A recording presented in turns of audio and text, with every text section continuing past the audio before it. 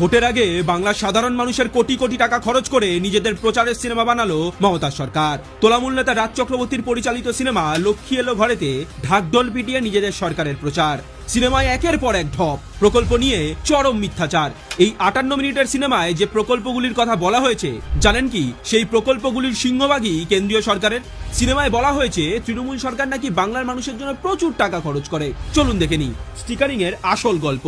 আনন্দধারা প্রকল্প কোনো রাজ্য সরকারের প্রকল্প নয়, এর আসল নাম জীবিকা ওরফে ন্যাশনাল রুরাল লাইভলিহুড মিশন। পুরোটাই কেন্দ্রীয় সরকারের প্রকল্প, বাস্তবায়নে রাজ্য সহায়ক মাত্র।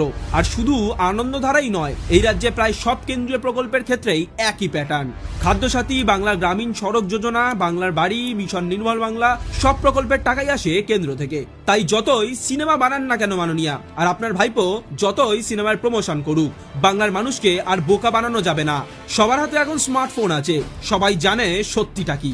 আর একটা প্রশ্ন, বাংলার লক্ষ্মীদের ওপর অত্যাচার নির্যাতনের ঘটনা কি এই সিনেমায় থাকছে মাননীয়া?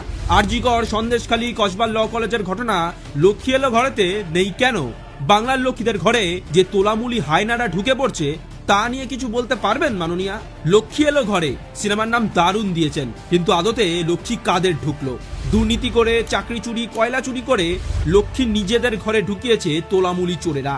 তাই বলছি, সিনেমা বানিয়ে বাংলার মানুষের ব্রেন ওয়াশ করা যাবে না, এবার পতন অনিবার্য। প্রতিবাদ, বাংলা সোনা।